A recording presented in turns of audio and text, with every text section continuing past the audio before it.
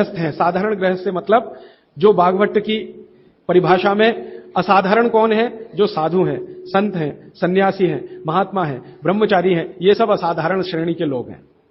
आप जो हैं साधारण श्रेणी में आते हैं। तो साधारण श्रेणी के लोगों को जीवन भर बिना रोग के जीवन बिताना, बिना डॉक्टर की मदद के अपनी जिंदगी को चलाना, बिना विशेषज्ञ की मदद के अपने जीवन को चलाना, उसके लिए उन्होंने जो कुछ कहा वो मैंने पिछले 7 दिन में अलग अलग समय पर आपको बताया। आज फिर उसको कह रहा हूं, रिपीटिशन कर रहा हूं ताकि याद रहे। तो सबसे पहला मुख्य नियम है आप जैसे लोगों के लिए, वो वही है, खाना खाने के बाद कभी भी पानी ना पिएं। ये सबसे जरूरी, सबसे आवश्यक नियम। खाना खाने के बाद कभी भी पानी तुरंत ना पिएं, 1.5 घंटे के बाद पानी पिएं। एक्सप्लेनेशन में पहले दे चुका हूं, अगर आप चाहें तो फिर समझा देता हूं। खाना खाते ही पेट में अग्नि प्रदीप्त होती है, उसको जठर अग्नि कहते हैं। जठर पेट का वो स्थान है जहां खाने का पाचन होता है। हिंदी में उसको आमाशय कहते हैं, संस्कृत में जठर कहते हैं। तो जठर स्थान पर अग्नि प्रदीप्त होती है और ये अग्नि 1.5 घंटे तक ही रहती है। तो 1.5 घंटे तक पानी ना पिए तो अग्नि अपना काम अच्छे से करेगी, तो भोजन आपका अच्छे से पचेगा, रस में बदलेगा। और मैंने आपको क्रिया बताई थी कि पहले खाना जो है ना पेस्ट में बदलता है। जैसे आप घुटी हुई खिचड़ी खाते हैं ना, खिचड़ी, वैसे खाना बनता है, वो 1.5 घंटे में बनता है। फिर उसके बाद रस निकलता है, और जब रस निकलेगा तब पानी की जरूरत है, क्योंकि बिना पानी के रस नहीं बनता। तो कहते हैं 1.5 घंटे के बाद पेट भर के पानी पिए। यह सबसे जरूरी, सबसे आवश्यक पहला नियम। दूसरा नियम, पानी कभी भी पिए तो घूट घूट भर के पिए। यह मैं बहुत आवश्यक नियम मानता हूं सबके लिए, आप जैसे लोगों के। आप में से थोड़ा अगर किसी को भी धीरज हो, धैर्य अपने जीवन में, तो आप ये चालू कर दीजिए, पानी घूट घूट घूट, जितना कम से कम 1 घूट में पानी पी सके उतना, और मुंह में घुमा घुमा के ऐसे ऐसे कर कर। आप 6 महीने बाद देखना, 6 महीने बाद आपके शरीर की पूरी बायोकेमिस्ट्री बदल जाएगी। सबसे पहली चीज जो आप महसूस करेंगे, आप कहेंगे मैं पहले से ज्यादा फ्रेश हूं, आप कहेंगे मैं पहले से ज्यादा हल्का हो गया, माने वजन कम हो गया, आप कहेंगे पहले से अच्छी नींद आ रही है, आप कहेंगे पहले से अच्छा खाना हजम हो रहा है, आप कहेंगे पहले से ज्यादा मेरे दर्द कम हो गए, जो घुटनों का, कमर का, कंधे का, जगह जगह, आप कहेंगे चक्कर आना बंद हो गए, आप कहेंगे सुबह सुबह उठकर सिर का दर्द कम हो गया। ऐसी 85 बातें आप खुद कहेंगे 6 महीने के बाद। आप करिए इसको। मैंने तो कई लोगों को बताया साल साल भर से कर रहे हैं, 1.5 साल से कर रहे हैं। मैंने आपको एक उदाहरण दिया था, हमारा एक सहयोगी है, कल बेंगलोर में 140 किलो का था, 1 सवा साल से घूट घूट पानी पी रहा है, अभी 70 किलो का है। कोई आसन नहीं करता, कोई प्राणायाम नहीं करता, जिम में नहीं जाता, कोई एक्सरसाइज नहीं करता, क्योंकि उसको फुर्सत भी नहीं है, आईटी कंपनी में काम करता है। लेकिन इतना जरूर करता है, पानी जब भी पिएगा घूट घूट पिएगा, खाने के 1.5 घंटे बाद ही पिएगा। यह अद्भुत है। इस नियम को मैंने हजारों लोगों पे करके देखा है, एकदम एक्सीलेंट रिजल्ट है, कई बार तो चमत्कारिक रिजल्ट है। और कारण उसका क्या है? कारण उसका एक ही है कि घूट घूट पानी पीने से ज्यादा लार पेट में जाती है। पेट को हमेशा लार की जरूरत है, क्योंकि यहां एसिड बन रहा है। एसिड खाने के समय में जो निकले तो खाना पचे, खाने के आगे पीछे जो एसिड निकलता है वो डाइल्यूट होना ही चाहिए, नहीं तो वो पूरे रक्त में जाकर उसकी एसिडिटी बढ़ा देता है। और वही एसिडिटी है जो आपको हार्ट अटैक लाती है, कार्डियक अरेस्ट की तरफ ले जाती है, ब्रेन हेमरेज करा देती है, पैरालाइज्ड हो जाते हैं आप। गंभीर से गंभीर रोग इसी एक नियम के ना होने से होते हैं। आप पानी गटागट गटागट जो पी रहे हैं, यही एक छोटी सी गलती जिंदगी में आपको सबसे भारी पड़ेगी। ठीक है? तो पहला नियम मैंने आपके लिए कि पानी खाने के 1.5 घंटे बाद पीना, हमेशा पानी घूट घूट भर के घुमा घुमा के पीना है। सुबह का पानी हो या दोपहर का, शाम का, जब भी पिए घूट घूट भर के। पानी कैसे पिए? तो इन्होंने कहा ऐसे करके पिए। ये अच्छा नहीं है, आपके लिए अच्छा नहीं। आपको पानी हमेशा पीना है तो शरीर के नजदीक रख के ही पानी पिए। हमारे भारत में, मैं आपको एक बात ऐसी कहता हूं जो थोड़ी सी हटकर है, लेकिन आपको समझाने में मदद करे। भारत में हजारों साल की जो सभ्यता है, गिलास नहीं है। ये गिलास जो है ना विदेशी है, गिलास भारत का नहीं है। ये गिलास जो है ना यूरोप से आया, और यूरोप में पुर्तगाल से आया। ये पुर्तगाली जब हमारे देश में घुस गए, तब से गिलास में हम फंस गए। गिलास अपना नहीं है, लोटा है, लोटा। लोटा और गिलास का अंतर आप, लोटा है, और लोटा कभी भी एक रेखीय नहीं होता,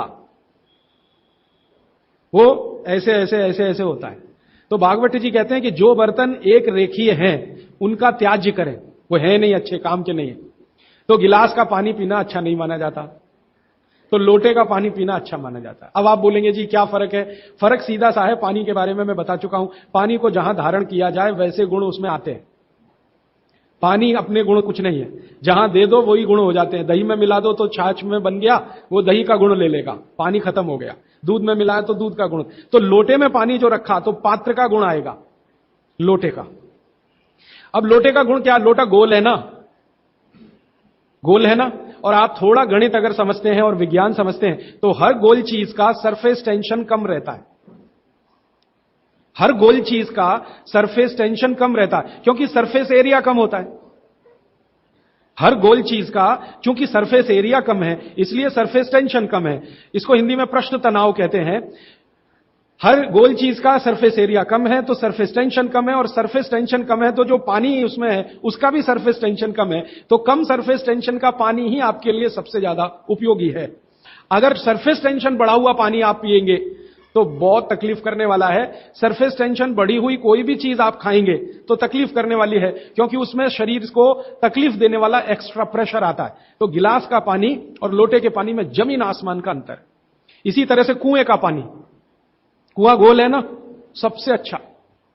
ये सारे साधु संत कुएं का ही पानी पीते हैं, आप जानते हैं। ना मिले तो बिहार कर जाते हैं, जहां कुआं मिलेगा वहां पिएंगे।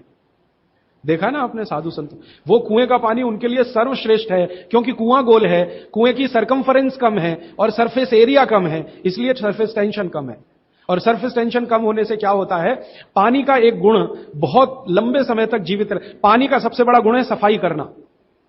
अब आपके लिए वो गुण कैसे काम में आ रहा है वो जरा देखिए। आपकी बड़ी आंत है और छोटी आंत है, आप जानते हैं कि उसमें मेम्ब्रेन है, कचरा उसी में जाके फंसता है, तो इसको निकाल निकाल के बाहर लाना पड़ता है। ये तभी संभव है जब सरफेस टेंशन कम वाला पानी आप पी रहे हैं। तो अगर सरफेस टेंशन बढ़ा हुआ पानी है तो ये कचरा बाहर नहीं निकालेगा। मैं इसको एक दूसरे तरह से समझाता हूं, कॉम्प्लिकेशन है लेकिन सरल समझा रहा हूं। आप एक एक्सपेरिमेंट करिए, आज घर जाइए और दूध लेके चेहरे पे लगाइए थोड़ी देर, और 5 मिनट बाद रुई से पूछिए तो रुई काली हो गई है ना। कैसे? अंदर का कचरा और गंदगी बाहर आया। कैसे बाहर आया? वो दूध ने बाहर लाया। अब दूध कैसे बाहर लाता है? दूध का सरफेस टेंशन सभी वस्तुओं में सबसे कम है। तो जैसे दूध आपने अप्लाई किया, दूध ने इस त्वचा के सरफेस टेंशन को कम कर दिया, क्योंकि जो वस्तु का जो गुण है दूसरे पर लगाओ तो वैसा ही आएगा। तो यहां दूध ने सरफेस टेंशन कम किया तो त्वचा थोड़ी सी खुल गई, और त्वचा खुली तो अंदर का कचरा बाहर निकल गया। यही क्रिया पानी करता है पेट में। यही सेम, आपने पेट में पानी डाला, बड़ी आंत और छोटी आंत का सरफेस टेंशन इसने कम कर दिया, तो बड़ी आंत और छोटी आंत थोड़ी खुल गई, और खुली तो सारा कचरा उसमें से बाहर आ गया। और हाई सरफेस टेंशन का पानी पिए, ज्यादा सरफेस टेंशन का, तो आंतें सिकुड़ेंगी, क्योंकि तनाव बढ़ेगा। तनाव बढ़ते समय चीज सिकुड़ती है, तनाव कम होते समय चीज खुलती है। तनाव बढ़ेगा तो सारा कचरा आंतों में अंदर बंद हो जाएगा। अब यही आपको मूलव्याध, बवासीर, भगंदर सब करेगा। इसलिए सरफेस टेंशन कम वाला ही पानी पीना, लोटे का पानी सबसे अच्छा माना जाता है। गोल कोई भी वस्तु आपके घर में है उसमें रखा हुआ पानी पीना सबसे अच्छा माना जाता है। तो गोल कुएं का पानी है तो बहुत अच्छा है। गोल तालाब का पानी हो, तालाब भी गोल होते हैं ना, तो गोल तालाब का पानी बहुत अच्छा, गोल कुएं का पानी बहुत अच्छा। तालाब से छोटी एक पोखर होती है, पोखर, अगर पोखर गोल है तो उसका पानी बहुत अच्छा। नदी के पानी की तुलना में हमेशा कुएं का पानी अच्छा, क्योंकि नदी में गोल कुछ भी नहीं है, वो लंबी है, तो वहां का पानी हमेशा हाई सरफेस टेंशन वाला है। और नदी से ज्यादा खराब समुद्र का, और सबसे अच्छा पानी लोटे का। लोटे जैसी कोई भी गोल चीज है तो अच्छा। अब आप इसको प्रकृति में भी महसूस करेंगे, बारिश का पानी गोल होकर ही नीचे आता है, माने बूंदें सब गोल हैं, क्योंकि उनका सरफेस टेंशन हमेशा कम है। तो ये विश्लेषण लंबा चला जाएगा, लेकिन मैंने यहां जो आपको याद दिला दिया वो ये कि पानी पी रहे हैं तो गिलास में ना, ज्यादा अच्छा है लोटे में पिए। तो लोटे वापस लाएं घर में, लोटे ही निकल गए, अब गिलास घुस गए, और लोटे निकले ना तो लाखों कारीगरों की जिंदगी खत्म हो गई जो लोटे बनाते थे। खत्म हो गए कि नहीं? कसेरे खत्म हो गए। गांव गांव में कसेरा शब्द समझते हैं? वो ठोक पीट के लोटा बनाने वाले आदमी को कसेरा कहते हैं। वो पीतल के लोटे बनाते थे, कांसे के लोटे बनाते थे, सब मर गए बेचारे हमारे गिलास के चक्कर में। तो भागवत जी को अगर मानना है तो लोटा लाएं, गिलास थोड़े कम करें, पानी लोटे का बहुत अच्छा। आगे बढ़ें। पानी कभी भी खड़े होकर ना पिए, ये मैंने पहले बता दिया है, फिर रिपीट कर रहा हूं, हमेशा बैठ के पिए। फिर उसके आगे का एक सूत्र है कि ठंडा पानी कभी ना पिए। और इस ठंडे पानी का ये यहां पर भी एक विश्लेषण में नया दे दूं आपको कि हर ठंडे पानी का सरफेस टेंशन बढ़ा हुआ होता है। हर ठंडे पानी का सरफेस टेंशन बढ़ा हुआ होता है और हर गुनगुने पानी का सरफेस टेंशन कम होता है, और कम सरफेस टेंशन का ही पानी आपको पीना है, इसलिए ठंडा पानी ना पिए। एक विश्लेषण में पहले दे चुका हूं कि पानी जैसे ही आप ठंडा पिएंगे, उसका गुण है कि वो हर चीज को ठंडा करे। तो पेट को ठंडा करने की वो कोशिश करेगा। पेट ठंडा हुआ तो सारे ऑर्गन्स ठंडे हो सकते हैं और आप मर सकते हैं। तो पानी को पेट गर्म करेगा, फिर आप ये जान लीजिए, और पेट पानी को गर्म करेगा तो अतिरिक्त ऊर्जा लगेगी उसको, और वो ब्लड में से ही आएगी, तो सारा ब्लड पेट की तरफ दौड़ेगा। और बार बार आप ठंडा पानी पी रहे हैं दिन में 8-10 बार, तो हर बार ब्लड को पेट में भागना ही पड़ेगा। तो ब्रेन को ब्लड कम होगा, हार्ट को ब्लड कम होगा, ऑर्गन्स को ब्लड कम होगा, तो वो कमजोरी आने ही वाली है और हार्ट अटैक आ सकता है, ब्रेन हेमरेज हो सकता है। क्योंकि कोई भी ऑर्गन को ब्लड कभी भी कम नहीं पड़ना चाहिए, तभी आप दुरुस्त रहने वाले। इसलिए ठंडा पानी गलती से भी ना पिए। तो हमेशा कैसा पानी पिए? गुनगुना पिए। एक समय के लिए भागवत जी ने कहा है कि जब बहुत तेज गर्मी पड़ती हो, आपके यहां तो पड़ती है, मार्च, अप्रैल, मई, जून, तो वो कहते हैं कि मिट्टी के घड़े का पानी पिए। मिट्टी के घड़े के पानी को गुनगुना करने की जरूरत उतनी नहीं है, क्योंकि मिट्टी से ज्यादा शुद्ध पानी को करने वाली दूसरी कोई वस्तु दुनिया में नहीं। तो ये अब थोड़ा आगे चले वो ये कि खाना जब भी खाएं, आपके लिए नियम है, स्टैंडिंग पोजीशन, माने खड़े होकर कभी ना खाएं, हमेशा बैठ के खाएं। बैठने की स्थिति ये सबसे अच्छी है। कुर्सी पे भी अगर मजबूरी में बैठ रहे हैं तो इसी स्थिति में बैठ के खाना, नहीं तो जमीन पे तो बहुत ही अच्छा है। फिर उसके बाद एक नियम जो आपको जरूर पालन करना चाहिए, बहुत आवश्यक है आपके लिए, कि दो विरोधी वस्तुएं साथ में कभी ना खाएं। आप जैन हैं तो आपको तो सब अच्छे से समझता, भक्ष और अभक्ष का ज्ञान सभी साधु महाराज देते हैं, साध्वी जी देते हैं।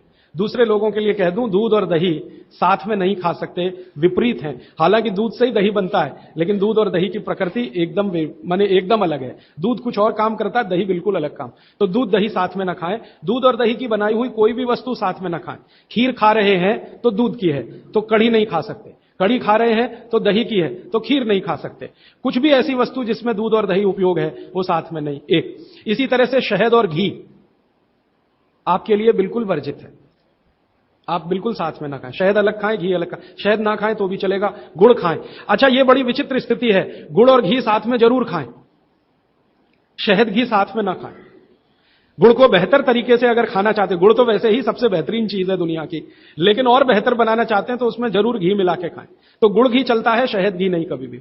इसी तरह का एक नियम है कि जैक फ्रूट माने फणस, कटहल दूध के साथ सबसे खतरनाक है। और मैंने कहा खट्टे फल जितने भी हैं, संतरा है, मौसम्मी है, वगैरह वगैरह, ये दूध के साथ बिल्कुल नहीं चल सकते। एक ही फल है, भागवत जी कह रहे हैं, जो खट्टा भी है और दूध के साथ जरूर खाएं, वो आंवला है। आंवला ये जरूर दूध के साथ खाएं। इसके आगे का एक नियम है, वो द्विदल वाला एक नियम तो बता ही दिया, द्विदल और दही ना खाएं। और मजबूरी है कोई खाने की तो दही को गर्म करें, माने बघारें, तासीर उसकी गर्म करें, फिर आप खाएं। नहीं तो नहीं खाएं तो अच्छा है। द्विदल खा रहे हैं तो 1-1.5 घंटे बाद दही खाएं। छाछ अगर खा रहे हैं द्विदल के साथ तो 1-8 घंटे के बाद पी लें। और अगर पीनी ही है तुरंत, प्यास नहीं रुक रही है, तो छाछ को बघारें, माने उसमें अजवाइन हो, थोड़ा जीरा हो, हींग हो, उसका छोंक लगाएं, तो उसकी तासीर बदलती है, तो आप ले सकते हैं। और इसके आगे का एक नियम कि सुबह का खाना 9:30-10 बजे तक, क्योंकि उस समय जठर अग्नि सबसे ज्यादा तीव्र है, और शाम का खाना 5-6 बजे तक। ये मैंने आपके हिसाब से कैलकुलेशन किया। भागवत जी ने कहा इसमें जलवायु का, मौसम का ध्यान रखना है, तो आपके हिसाब से, माने आप चेन्नई में हैं तो 9, 9:30, 10 बजे तक भरपेट खाना खाएं, शाम को 5-6 बजे तक भरपेट खाएं। बीच में अगर आप कहते हैं जी भूख लगी तो कुछ फल खा लें। नहीं तो अच्छी चीज भागवत जी ने जो कही है, सुबह का खाना जो 9-10 बजे खाएं, शाम का 5-6 बजे, उनको बीच में भूख लग रही है तो कहते हैं चना और गुड़ खाएं, शेंगदाना और गुड़, माने मूंगफली और गुड़ खाएं। माने उस समय आप चिक्की खाएं, क्योंकि गुड़ और चना, गुड़ और मूंगफली उसमें है। दोपहर को अगर भूख लग रही है, चिक्की आप चाहें तो अच्छी भी खा सकते हैं, माने ज्यादा भी खा सकते हैं। बस एक ही तकलीफ ध्यान में रखें कि जब चिक्की और गुड़ ज्यादा हो जाए तो थोड़ी सोंठ चाट लें या थोड़ी सोंठ खा लें, तो उसका जो तासीर है वो तुरंत बदल जाता है। नहीं तो ज्यादा चिक्की खा ली तो नाक में से खून आ सकता है। तो नाक से खून ना आए, थोड़ी सोंठ या अदरक सोंठ इस्तेमाल करते हैं तो सोंठ, नहीं तो अदरक उसके साथ ले। फिर आगे बागभट्ट जी कहते हैं कि आपके भोजन का आपके जो वातावरण से बहुत रिश्ता है। आप जिस वातावरण में रह रहे हैं उसका ध्यान हमेशा रखें। अब मान लीजिए आप मद्रास में रह रहे हैं, तो मद्रास के आसपास का जो वातावरण है ये गर्म है। गर्म वातावरण में गेहूं नहीं हो सकता। गेहूं को होने के लिए ठंड चाहिए। तो निश्चित रूप से चेन्नई के आसपास किसी खेत में गेहूं अच्छा होगा नहीं। कोशिश करेंगे तो तब अच्छा होगा जब ठंड बढ़ जाए, क्योंकि गेहूं ठंड की फसल है, गर्मी की नहीं। गर्मी की फसल जो है वो चावल है, धान है, चावल है, बाजरा बहुत गर्मी की फसल है। ये राजस्थान में रहने वाले सब लोग जानते हैं कितनी गर्मी है राजस्थान में, और वहीं बाजरा सबसे अच्छा होता है। कच्छ में, सौराष्ट्र में कितनी गर्मी है, बाजरा सबसे अच्छा वहीं होता है। तो गर्मी की जो फसलें हैं वो धान है, बाजरा है और जौ है, जवारी है। जवारी आप समझते हैं, ज्वार। तो ये सब आपके लिए अच्छे हैं। यहां चेन्नई में आप रहते हैं ना, ज्वार की रोटी खाएं, बाजरे की रोटी खाएं, गेहूं की कम ना खाएं तो भी चलेगा। जो यहां हो रहा है वो ज्यादा खाएं। अब आप बोलेंगे गर्मी में भी बाजरे की रोटी खाएं, ना खाएं, क्योंकि बाजरा वैसे तो गर्म है, लेकिन गर्मी में भी खाना है। मान लो आपको स्वाद है, छूट नहीं रहा है, जगह छूट गई है, स्वाद नहीं छूटता। मन हमारा अभी भी राजस्थान में है या कच्छ में है या सौराष्ट्र में। कुछ मजबूरी है कि हम यहां रह रहे हैं। अगर ये मजबूरी खत्म हो जाए तो आप सब भागेंगे यहां से। मजबूरी कैसी, कच्छ में, सौराष्ट्र में इतना ही पैसा आ जाए तो आप सब चले जाएंगे, क्योंकि मन जो है ना छूटता नहीं है, स्थान से लगा रहता है। स्वाद मन के साथ जुड़ा हुआ। तो स्वाद के लिए ही अगर बाजरा खाना चाहते हैं तो बिना गुड़ के ना खाएं। यहां पर चेन्नई में गुड़ और घी के साथ बाजरे की रोटी आप खा सकते हैं, गुड़ और घी के साथ जवारी की रोटी आप खा सकते हैं। ज्यादा आप खाएं तो चावल आपके लिए, धान जो यहां होता है वो सबसे अच्छा है। तो तासीर ध्यान रखें, आबो हवा का ध्यान रखें, वातावरण का ध्यान रखें, हर बनाते समय भोजन में और खाते समय भोजन। ये कुछ सूत्र हैं जो बहुत आवश्यक हैं आपके लिए, मैं मानता हूं। जो मैंने आपको पिछले एक 45 मिनट या 30 मिनट में जो रिपीट किए, जिनको मैं बहुत आवश्यक मानता हूं। और इसमें से एक सूत्र छूट गया जो बहुत आवश्यक। सुबह सुबह उठकर पहले पानी पिएं। सुबह सुबह उठकर पहले पानी पिएं। कारण मैं बता चुका हूं कि उठते ही आपके मुंह में जो लार बन रही है वो बहुत बहुत बहुत कीमती है। उसकी कीमत लगा नहीं सकते आप, वो एकदम अमूल्य चीज है। वो अंदर ही जाए तो अच्छा है। तो आप उठते ही पानी पीने का नियम बनाएं। कितना पानी पिएं? मैंने बताया था 18 से कम उम्र के जो बच्चे हैं उनको लगभग 1.5 से 2 गिलास, 60 से ऊपर के जो बुजुर्ग हैं उनको भी 1.5 से 2 गिलास, और आप जिस उम्र में हैं 18 से 60 तो कम से कम 3 गिलास। पीने का तरीका वही है, सिप सिप सिप सिप करके पीना। और ये सुबह का पानी अकेला पानी है जो बिना प्यास के भी पीना। जी, ये मुख्य नियम मैं मानता हूं आपको जरूर धारण करने चाहिए। और मेरी एक दूसरी गुजारिश है, आप जितने भी लोग बैठे हैं इन सब नियमों को पालन करें। आज से कुछ ने तो शायद शुरू भी किया है 2-3 दिन से, जरूर पालन करें। हो सकता है कि 6 महीने के बाद, 8 महीने के बाद मेरी आपकी फिर मुलाकात हो, तब आप मुझे इसकी रिपोर्टिंग करें। रिपोर्टिंग करें क्यों? मैं आप सबको बागभट्ट का चेला बनाना चाहता हूं। मैं ये चाहता हूं, मैं विनम्रतापूर्वक कह रहा हूं, मैं ये चाहता हूं कि जो ज्ञान मैंने 6 साल में लिया, ये साल भर में आपके पास पूरा पहुंच जाए। क्यों? आप तो इसको अपने जीवन में पालन करके स्वस्थ रह ही सकते हैं, अपने परिवार को भी रख सकते हैं और पड़ोसियों को भी रख सकते हैं। और भागवत ने कहा है कि जो अपने दुखों को दूर कर ले और दूसरों के दुखों को दूर करने का काम करे वही मोक्ष का भागी है, माने भागीदार हो सकता है। तो मैं चाहता हूं आप सब मेरे साथ मोक्ष में चलें, वहां भी हम यही करेंगे। तो आप अच्छे हो जाएंगे, देश भी अच्छा हो जाएगा। ये कहकर मैं प्रश्नों की तरफ चल रहा हूं। प्रश्न मेरे पास भरपूर आ चुके हैं। मैं कोशिश ये करूंगा कि जो प्रश्न एक बार उत्तर आ गया उसको दोबारा नहीं दूंगा। हो सकता है किसी व्यक्ति ने वो प्रश्न रिपीट किया। ज्यादातर प्रश्न जो हैं वो रोगों से संबंधित हैं। इस रोग में क्या करें, उस रोग में क्या करें।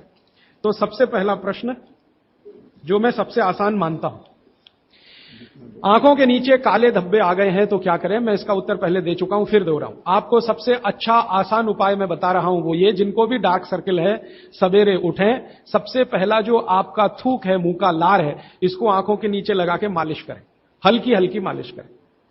आपके सारे डार्क सर्कल खत्म हो जाएंगे। और ये जो सुबह का मुंह का लार है, इससे आप अपने त्वचा रोग भी ठीक कर सकते हैं। खाज है, खुजली है, दाद है, सोराइसिस है, इचियोसिस है, एक्जिमा है, हर जगह इसको अप्लाई करें और हल्की हल्की मालिश करें। कोई कहेगा कि बहुत ज्यादा शरीर में है तो इतना तो थूक बनता ही नहीं है और पूरे शरीर पे लगाना पड़े तो तो ऐसी स्थिति में आप मुझे व्यक्तिगत रूप से शाम को 4 बजे मिलें, मैं आपको एक ऐसी दवा बता दूंगा या लिखा दूंगा जो थूक भी बढ़ा देगी और आपकी शरीर की खाज खुजली, दाग धब्बे सब मिटा देगी। वो व्यक्तिगत है। नींद बराबर नहीं आती है तो इसका माने एक ही आप जान लीजिए कि आपके शरीर में अगर वात बढ़ा हुआ है, वायु बढ़ी हुई है, तो अच्छी नींद कभी नहीं आएगी। तो इसके लिए बहुत सरल उपाय मैंने बताया था। रात को गाय का घी हल्का गर्म करके दोनों नाक में डाल के सोएं। गाय का घी हल्का गर्म करके, जब वो तरल हो जाए उतना ही गर्म करें और एक एक बूंद दोनों नाक में डालें और हल्के से खींचें, ज्यादा तेज नहीं, बस इतना करेंगे अंदर चला जाएगा। बहुत खींचने की जरूरत नहीं, क्योंकि आगे चला जाएगा, जहां नहीं जाना चाहिए वहां भी चला जा सकता है। तो हल्का खींचकर छोड़ दें और सो जाएं, भूल जाएं। फिर नींद बहुत अच्छी आएगी, खर्राटे बिल्कुल बंद हो जाएंगे, स्नोरिंग बिल्कुल खत्म हो जाएगी। नींद के समय जो खराब सपने आ रहे हैं वो सपने कभी आएंगे नहीं, अच्छे ही सपने आएंगे जब भी आएंगे।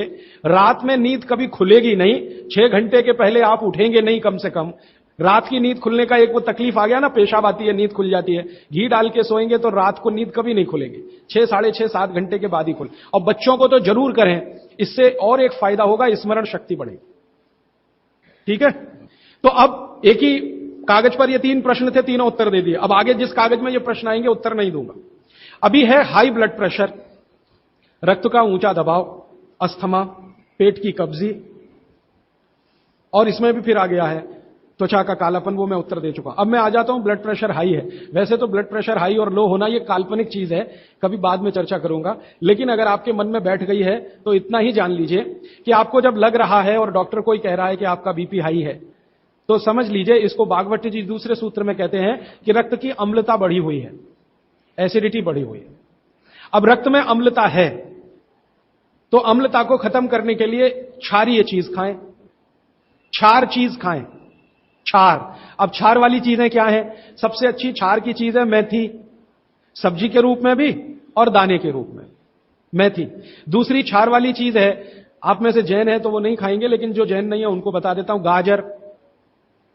तीसरी क्षार वाली चीज है कोई भी ऐसा फल जिसमें रस नहीं है, कोई भी ऐसा फल जिसमें रस नहीं है। सेब ये क्षारीय है, केला ये क्षारीय है, अमरूद ये क्षारीय है। कोई भी ऐसे फल याद रहेगा आपको जिसमें रस नहीं है, ये सब क्षारीय है। सब्जियों में पालक क्षारीय है, बैंगन क्षारीय है। आलू के बारे में कहते हैं ना अम्लीय ना क्षारीय, वो बीच का है।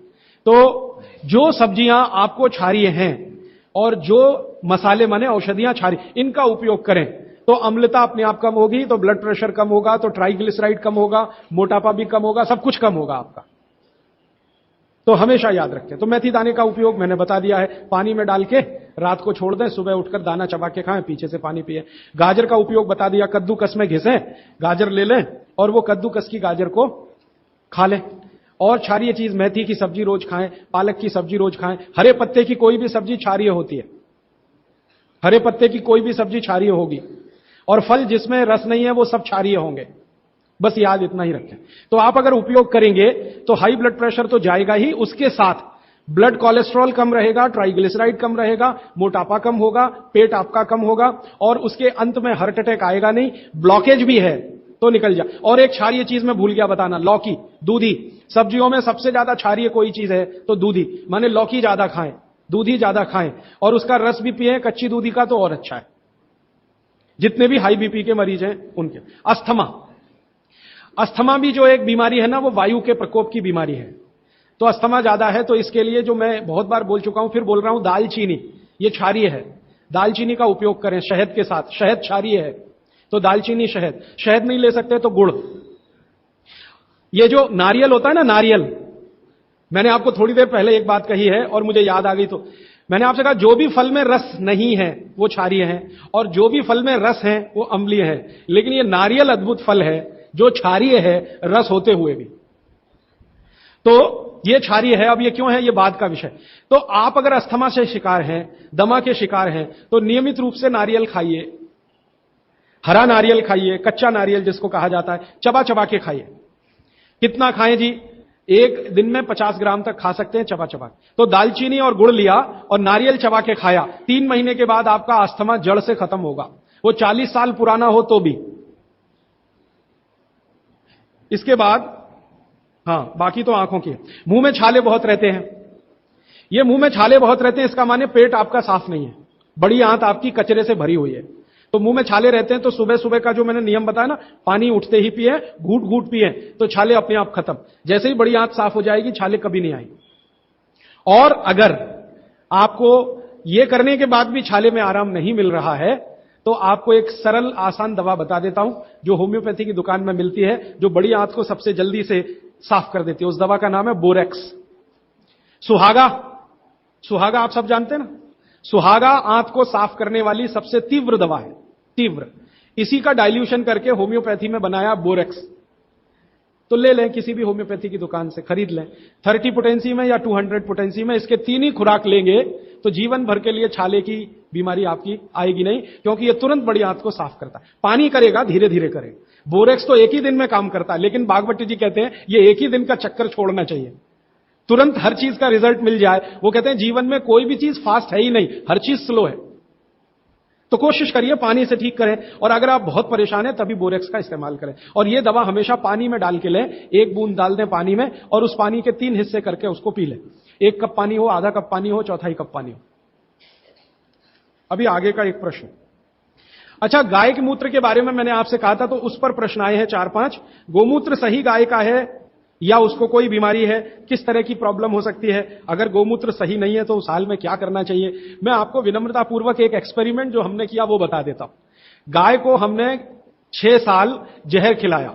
एक गाय पर यह एक्सपेरिमेंट हमने किया, 6 साल जहर खिलाया, सबसे खराब जहर खिलाया, उसका नाम है संखिया, अंग्रेजी में कहते हैं आर्सेनिक।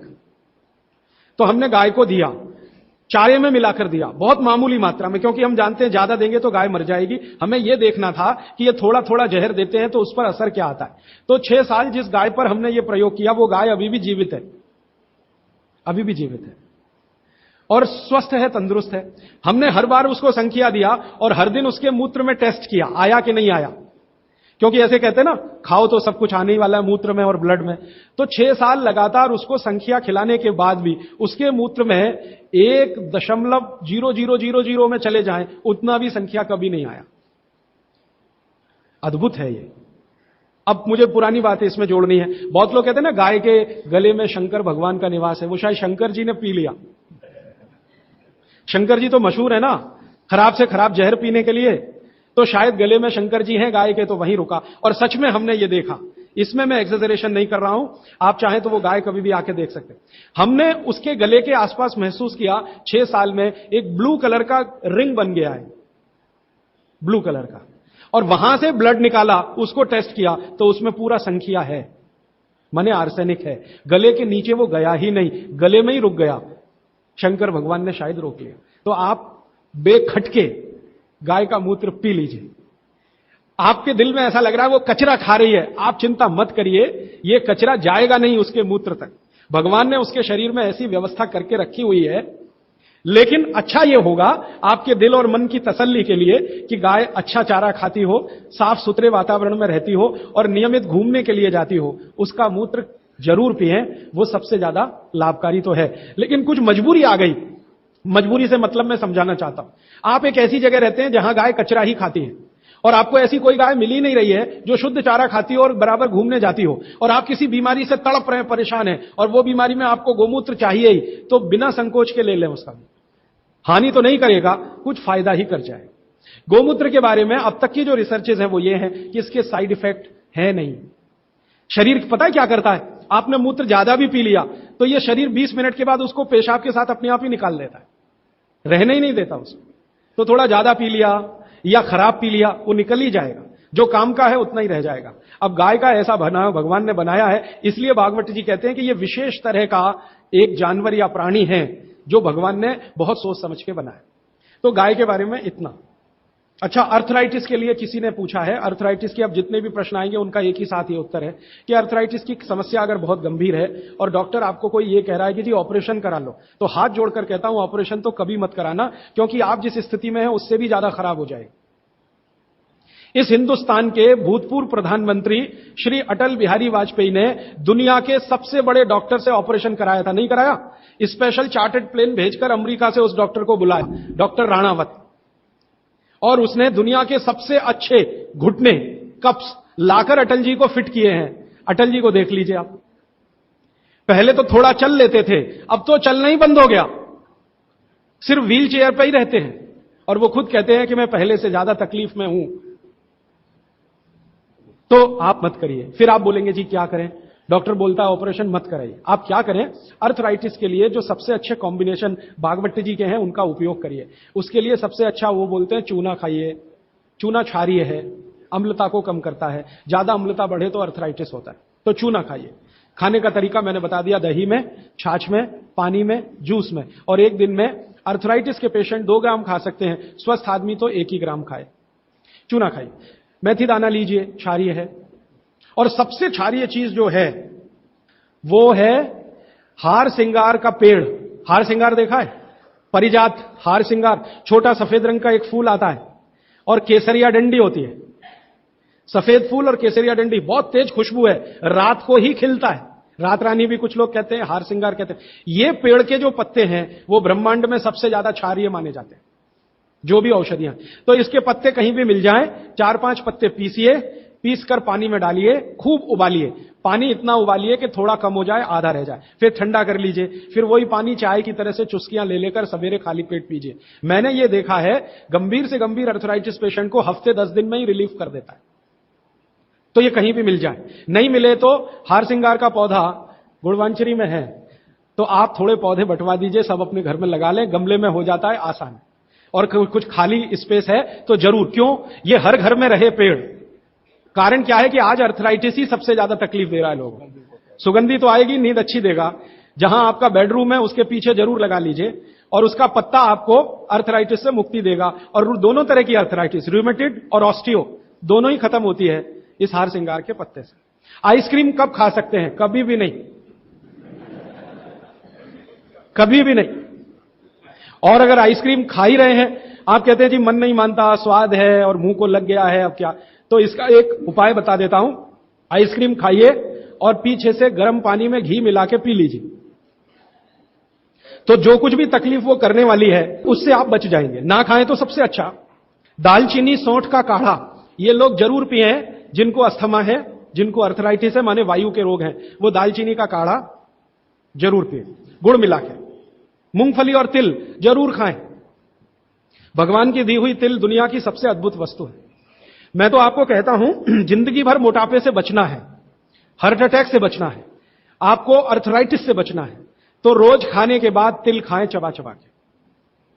काला तिल मिले तो बहुत अच्छा, नहीं तो सफेद ही खाएं। और आप जहां रहते हैं यहां के लिए तो बहुत ही अच्छा, मद्रास जैसे एरिया के लिए। एसिडिटी कम करने के लिए क्या करें? अम्लीय चीज ना खाएं, क्षारीय चीज ज्यादा खाएं, एसिडिटी कम होगी। और पानी घूट घूट पिए, 1-1.5 घंटे के बाद पिए, सुबह उठते ही पानी पिए, एसिडिटी सबसे पहले खत्म होगी। और आखिरी दवा जो सबसे प्रभावी है, जिनको भी एसिडिटी की बहुत तकलीफ है, खाने के बाद ये जो अजवाइन है ना, अजवाइन, इसको भूने तवे पे और थोड़ा काला नमक मिला के ले लें। मिश्री का सेवन बहुत अच्छा है, चीनी से बहुत अच्छा, लेकिन गुड़ से थोड़ा कम अच्छा। मिश्री चीनी की तुलना में तो बहुत अच्छी है और गुड़ से कुछ कम अच्छी है। तो चीनी छोड़ रहे हैं तो मिश्री पे चले जाइए, मिश्री छोड़कर गुड़ पे आ जाइए। हाँ, एक किसी ने सवाल पूछा है कि आप कौन सी जगह पे परमानेंट मिलते? मैं परमानेंट कहीं नहीं मिलता। लोग जो है ना मुझे कहते हैं कि राजीव दीक्षित रेल आश्रमी है, माने हर दिन ज्यादा से ज्यादा मैं रेल में मिलता हूं। तो परमानेंट मिलने के लिए एक केंद्र है, आपको उसका पता किताब में है, वो आप ले लीजिए, फोन नंबर। वहां आप कोई भी चिट्ठी भेजेंगे, मैं जहां भी रहता हूं मेरे पास आ जाती है। और ईमेल करेंगे तो मैं हर जगह खोल खोल के मेरा मेल बॉक्स चेक करता रहता हूं।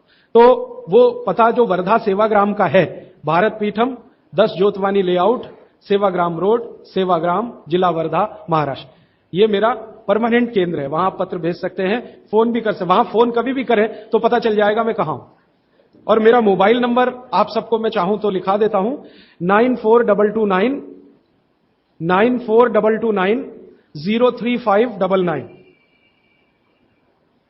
9422903599, ये मेरा मोबाइल नंबर है। और ईमेल एड्रेस है RAJIVDIXITABA RAJIVDIXITABA@rediffmail.com। और निरंजन भाई, प्रदीप भाई, ये कभी भी आप इनको संपर्क करेंगे तो ये कहीं भी खोज के बताएंगे कि मैं कहां हूं। अभी मेरे पास एक प्रश्न है, वो इस समय के विषय से तो नहीं जुड़ा, लेकिन मैं जोड़ के जरूर उत्तर दे देता हूं। आजकल हमारे घरों में पेप्सी कोक से भी ज्यादा नूडल्स खाया जा रहा है। पेप्सी कोक कम हुआ है पिछले 2-3 साल में, अच्छा हुआ, नूडल्स खाया जा रहा है। तो नूडल्स के बारे में आपको एक जानकारी दे दूं कि सबसे खराब वस्तु अगर खाने की कोई हो सकती है, कचरे में कचरा, तो वो यही है नूडल्स। एक तो मैदे की है, ऊपर से सड़ा हुआ है। 6-7 दिन मैदे को सड़ा के रखा जाए तब नूडल्स तैयार होता है। और इस नूडल्स में टेस्ट लाने के लिए सूअर के मांस का रस मिलाया जाता है। बिना उसके नूडल्स बन ही नहीं सकता। जो मैगी है ना, मैगी या कोई भी नूडल्स, सूअर के मांस का रस, सड़ा हुआ मैदा, 6-6 दिन पुराना, उससे तैयार हुआ है। अब आप तय कर लो, खाना है या नहीं खाना। एक प्रश्न है जिसका उत्तर दे नहीं सकता। किसी ने कहा आज की शिक्षा बहुत बेकार है, वैकल्पिक शिक्षा की बात बताइए। तो समय ज्यादा है, आप मुझे ईमेल करिए, मैं लंबा जवाब दूंगा। गाय का घी कान नाक में डालने के लिए मैंने बोला था, तो वो उत्तर दे चुका हूं। फिर रिपीट इसलिए कर रहा हूं कि गलती ना करें। घी को हल्का गर्म करना है, ज्यादा नहीं। गाय का घी नाक में डालने के लिए हमेशा हल्का गर्म करना है, ज्यादा नहीं। और एक ही बूंद एक नाक में, दूसरी बूंद दूसरी नाक। हां, एक बहुत अच्छा सवाल है, दैनिक जीवन में कौन सा नमक खाएं? सबसे अच्छा सेंधा नमक खाएं। और इसको याद ऐसे रखें, पत्थर वाला नमक खाएं। यह समुद्र के पानी का नमक कम से कम खाएं। पत्थर वाला नमक एक तो सेंधा नमक है, दूसरा नमक है जो काला नमक है, ये आप ज्यादा उपयोग करें। मेरा तो कहना है कि आज से ही घर में नमक तो तुरंत बदल दें। बदलते ही आपको असर दिखाई दे जाएगा। आपको जो तकलीफ है ना ब्लड प्रेशर की, अर्थराइटिस की, ये नमक बदलने से ही बहुत आराम दे देगी आप। तो सेंधा ही नमक। किसी ने कहा है कि गोमूत्र अर्क लेने में पहले दिन खराब लगा, 3 दिन खराब लगेगा, 3 दिन, चौथे दिन से अच्छा लगेगा। तो छोड़े नहीं उसको। एक दिन खराब लगा, छोड़िए मत, दूसरे दिन भी लीजिए, तीसरे। गोमूत्र अर्क है ना, तो 1 चम्मच से ज्यादा मत लीजिए। और गोमूत्र प्योर है तो आधा कप लीजिए। किसी को प्रश्न है कि दिन भर नींद आती रहती है, क्या करें? वैसे तो नींद आए तो अच्छा है, लेकिन दिन भर नींद आए तो अच्छा नहीं है, तो क्या करें? इसका मतलब यह है कि आपके शरीर में एक क्षार बहुत कम है, और ये वही क्षार है जो आपको सबसे ज्यादा मिलता है चूने से। जिनको दिन भर नींद आती है वो चूना खाएं, मट्ठे में मिला के, छाछ में मिला के। नारियल का तेल बालों में जरूर लगाएं। किसी ने पूछा है, लगाएं? जरूर लगाएं। नारियल का तेल आप खा भी सकते हैं, क्योंकि आप चेन्नई में रहते हैं। अगर आप पटना में रहेंगे तो नहीं खा सकते नारियल का तेल, चेन्नई में रहते हैं तो जरूर खा सकते। मालिश करना चाहें जरूर करें। डायबिटीज के लिए क्या करें? डायबिटीज का जो सबसे अच्छा उपाय मैंने बताया था, मेथी दाना और त्रिफला चूर्ण। त्रिफला चूर्ण माने हर डे बहेड़ा आंवला, 1-2-3 अनुपात वाला त्रिफला चूर्ण 1 चम्मच, मेथी दाना 1 चम्मच, दोनों मिलाकर गर्म पानी में रात को रख दें। सवेरे उठकर इस पानी को पी लें और उसमें जो कुछ है चबा के खा लें। 3-4 महीने नियमित करेंगे, ब्लड शुगर नॉर्मल आने की पूरी संभावना है। और नहीं आए 3-4 महीने में ब्लड शुगर नॉर्मल, तो एक मुझे ईमेल जरूर करें या फोन करें। शुगर खाना नहीं खाना, चीनी बिल्कुल बंद कर दीजिए, क्योंकि यही अकेली चीज है जो पचती नहीं आसानी से। बाकी चीनी छोड़कर कुछ भी खाइए। पथरी अगर है शरीर में, और थायराइड, थायराइड का सबसे अच्छा उपाय है धनिया पत्ता है ना, धनिया पत्ता, इसकी चटनी, धनिया पत्ते की चटनी बनाइए, पानी में मिला के पी जाइए, पानी गुनगुना रहे।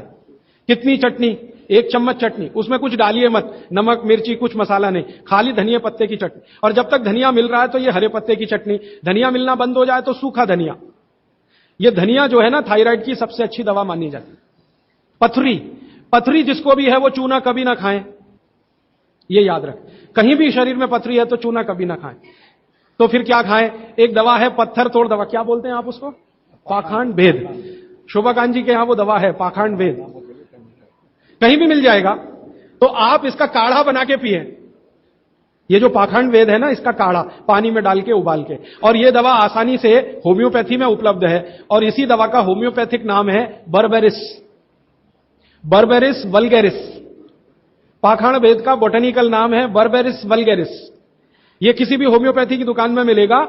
वो पूछेगा कैसे दूं, तो कहना मदर टिंचर में दो। ये कोई भी घर में रखिए, आप बिल्कुल निसंकोच इस्तेमाल कर सकते हैं, साइड इफेक्ट कुछ नहीं है इस दवा का। बर्बेरिस वल्गेरिस मदर टिंचर ऐसा बोलिए, तो ये हल्के गुलाबी रंग की होगी, डार्क कलर की भी हो सकती है।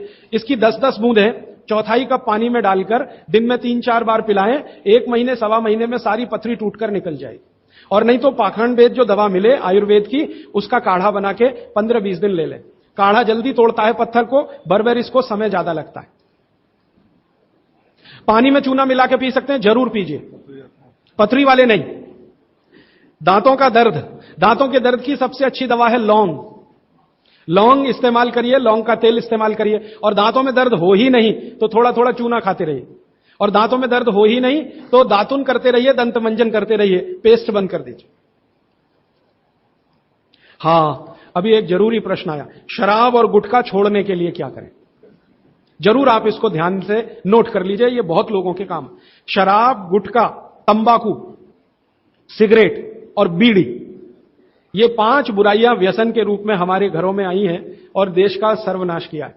इनके बचने के लिए बहुत अच्छा है, संकल्प शक्ति से बचें तो अच्छा है। भागवत जी कहते हैं किसी भी व्यसन से बाहर आना हो तो संकल्प शक्ति के साथ आइए तो अच्छा। नहीं है संकल्प शक्ति तो दवा का उपयोग करिए। तो क्या दवाएं हैं आपके पास? सबसे अच्छी दवा है शुद्ध गाय का मूत्र, अर्क नहीं, शुद्ध गाय का मूत्र। दूसरी दवा आपके घर में है अदरक या सौंठ। जिनको शराब से छुड़ाना है, बाहर निकालना है, उनको अदरक और सौंठ ज्यादा खिलवाइए, रस पिलवाइए अदरक का, सौंठ का काढ़ा बना के दीजिए, गुड़ मिला के दे सकते हैं सौंठ का काढ़ा बना के। और गोमूत्र पीने को बोलिए। नियमित रूप से अगर आधा कप भी गोमूत्र पिया तो 1.25 महीने में शराब छूट जाती है। शराब जो पीते हैं, बीड़ी सिगरेट जो पीते हैं, उनके शरीर में एक केमिकल बढ़ जाता है, उसका नाम है सल्फर। और सल्फर को कम करने के लिए सल्फर ही चाहिए। आयुर्वेद में कहा है ना कि विष को विष मारता है, तो सल्फर बढ़ता है। तो सल्फर कम करने के लिए बाहर से सल्फर चाहिए, और बाहर का सबसे अच्छा सल्फर गोमूत्र में है। सर्दी जुकाम, सर्दी जुकाम ज्यादा है, बार बार है, सबसे अच्छी दवा है। आप अगर बच्चों के लिए ले रहे हैं तो कफ दूर करना है उनका, कफ नाशक सबसे अच्छी दवा मैंने पहले दिन बताई थी, शहद है। दूसरी, शहद नहीं लेते तो गुड़ है, तो बच्चों को गुड़ दीजिए ज्यादा। एक, उनको चूना भी दे सकते हैं, चूना कफ का भी नाश करता है, वात का तो करता ही है, कफ का भी करता, तो चूना दे सकते हैं। गाय का घी नाक में डाल सकते हैं। हल्दी जबरदस्त कफ नाशक है, तो दूध में हल्दी मिलाकर दीजिए।